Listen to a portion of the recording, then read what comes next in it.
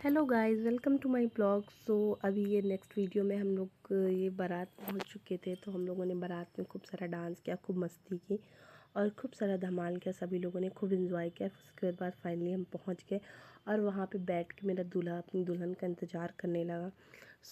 अभी वैसे भी दुल्हन तो लेट ही आती है भाई, चाहे जहाँ भी हो। तो थोड़ा सा तो टाइम लगता है, दूल्हा पहले आ जाता है, फिर दुल्हन अकेले आती शेरनी के तरीके। देन यहाँ पे उसका फ़ोटोशूट वगैरह हो रहा था। उसके बाद दुल्हन आती है, फिर दूल्हे राजा हमारे जाते हैं, दुल्हन को लेते हैं और उसके बाद ये लोग आ जाते हैं।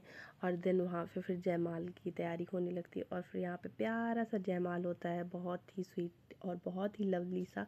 फिर दोनों लोग यहाँ पे ऐसे नमस्ते नमस्ते खेलते हैं, मतलब नमस्ते करते, एक नया सा ट्विस्ट हो जाता है कि हाँ चलो कुछ ये, क्योंकि फ़ोटो शूट हो रहा था तो एक अच्छा सा ये भी फ़ोटो शूट में ऐड कर देंगे कि इस तरीके का भी शूट कर सकते हैं। तो बहुत ही प्यारा लग रहा था। और जो म्यूज़िक बजता है भाई, अपनी शादी की याद आ जाती है। जब भी घर पे शादी होती है या कोई फंक्शन होता है तो अपनी याद आ जाती है कि हमारे में भी ऐसे ही होता है या इस टाइप से होता है या ऐसे हुआ था, तो वो चीज़ें याद आ जाती। तो यहाँ पे घर में पूजा चल रही थी तो उसकी तैयारी चलने लगी। फिर उसके बाद दुल्हन की एंट्री होती है और घर को बहुत अच्छे से डेकोरेट कराया जाता है, पूरा सजाया जाता है, क्योंकि फ़र्स्ट टाइम दुल्हन हमारे घर आ रही थी तो उसके लिए वेलकम के लिए स्वागत किया गया। फिर यहाँ पे एक रस्म होती है, यहाँ पे देवी पूजन होता है कुछ। तो यहाँ पे नई दुल्हन आती है तो यहाँ पे हमारे यहाँ कुछ ये माई वगैरह बनती हैं, सभी को दी जाती हैं जितनी घर की लेडीज़ें होती हैं। और ये आटे की बनाई जाती हैं, तो कुछ मीठे होते हैं, कुछ नमकीन होते हैं। अभी सभी के यहाँ का जो होता है रिचुअल्स अलग अलग होता है, जैसे मेरे मायके में अलग है और ससुराल का अलग है। तो यहाँ पे ये मैंने पहली बार देखा, मेरी शादी में हुआ था तो मुझे इतना याद नहीं था। अभी फिर हुआ, क्योंकि भूल जाती हूँ और आफ्टर प्रेगनेंसी में काफ़ी चीज़ें भूलने लगी हूँ यार। तो ये सब देख रही थी तो अपनी शादी की भी याद आ गई।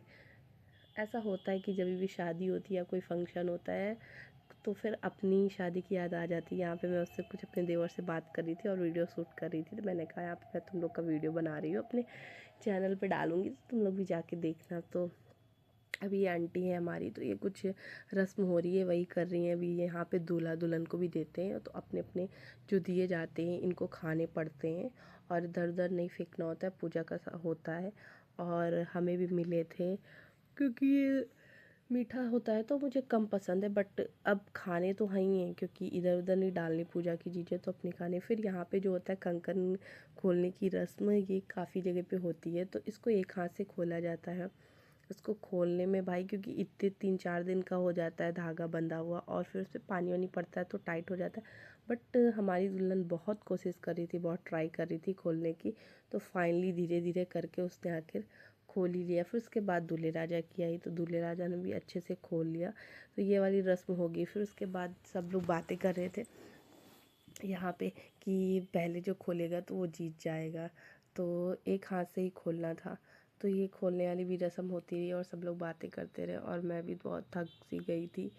लेकिन अब रस्म होनी है तो उसमें मेरा होना तो ज़रूरी। फिर उसके बाद तो यहाँ पे पानी में होता है कि यहाँ पे कुछ डालते हैं, तो सबसे पहले जिसको लेना होता है तो वो लेते हैं। और यहाँ पे भी देवर छोटे छोटे भाई हैं तो वहाँ पे ये तीर कमान बना के लाए हैं, क्योंकि हमारे यहाँ ये एक ऐसा होता है, इससे आटे की मछली बनाई जाती है, इसको ऐसे चारों तरफ, ये मेरी शादी में भी हुआ था, घुमाती है दुल्हन और दूल्हे को, इस पर तीर मतलब वही धनुष बाण से तीर चलाना होता है। और यहाँ पे जो धनुष बना के लाते हैं वो छोटे देवर वगैरह बना के लाते हैं। तो इस तरह से हमारे घर की फाइनली शादी